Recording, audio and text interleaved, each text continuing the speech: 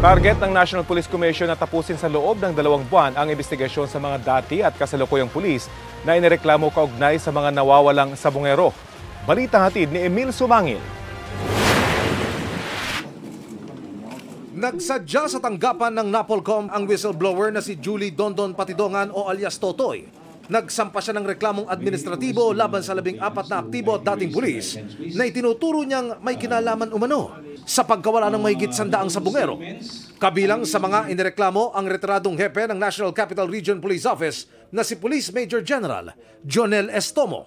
Si General Estomo, siya ay membro ng ALPA. Pag sinabing ALPA, kasama siya sa hatian na tag 70 milyon. Isa yan na nag-udyok kay Mr. Atong-ang na, boss, patayin mo na si Dondon Patidongan para matapos na yung problema mo na yan. Sinampakan din ng reklamo ang mga aktibong opisyal na sina Police Colonel Jacinto Malinaw Jr., Police Lieutenant Colonel Ryan J. Orapa at Police Major Mark Philip Almedilla.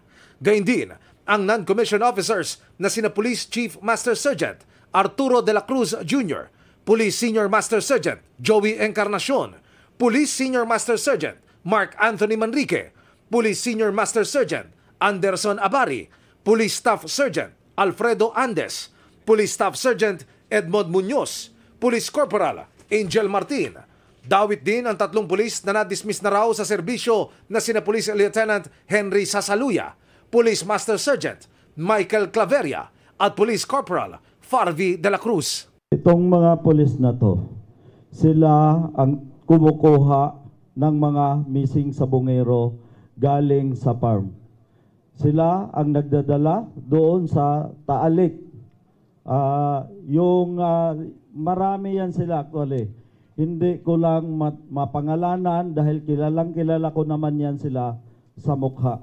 Dahil yung binigay sa akin medyo kulang to. I-evaluate din namin muna yung mga kwentong nilalahad mo sa iyong affidavit. Hindi porket sinabi mo na sa affidavit, kami maniniwala kaagad. Bibigyan natin ng due process ang lahat ng mga pinangalanan ni alias Totoy.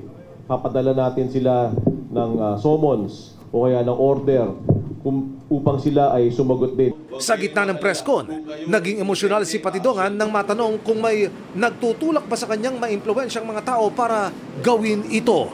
Kahit sinong tao, pag ang pinag-usapan dito, pamilya, wala akong katatakutan sa kanila. Kung alam bulag na buong pamilya ko, papatay niya. Sinusubukan pa ng GMA Integrated News na makuha ang panig ng mga inireklamong pulis at ng negosyanteng si Atong-ang. Kasamang naghain ng reklamo ang mga kaanak ng mga nawawalang sabongero. Sana ma-review nyo yung mga files nitong mga kapulisan. Kasi hindi kami naniniwala na 20 lang to, 15, 30. Marami to. Target ng NAPOLCOM na tapusin ang investigasyon sa loob ng 2 buwan at makapagpalabas na sila ng desisyon kung anong kaso ang nararapat isampa laban sa mga akusado. Most likely na kaso grave misconduct at conduct unbecoming of a police officer. Ang penalties noon, pinakamababa ay suspension, ang gitnang penalty ay demotion, ang pinakamabigat na penalty doon ay dismissal from the service. Sa mga nangyayari ho ngayon, pakatandaan po ninyo na meron po kayong maasahang hustisya sa National Police Commission. Bago ang paghahain ng reklamo laban sa mga isinasangkot na pulis, nagkaroon ng pagtitipon ng mga kaanak ng nawawalang sabongero. Bumuo sila ng grupo para mapag-isa ang mga hakbang para makamit ang hustisya na anilay ilang taong naging mailap. Ito na ang regalo sa akin, yung makita na ang aking anak. Sana magkaroon na talaga ng hustisya. Masakit sa isang magulang ang ganitong ginagawa ng mga taong mga may pera. Binibili ang tao. Kailangan nating siguraduhin, kaya po nandito yung Justice for the Missing Sabongeros Network para siguraduhin walang whitewash, walang sacred cows, at lahat ng dapat managot ay managot. Emil Sumangil, nagbabalita para sa GMA Integrated News. Okay.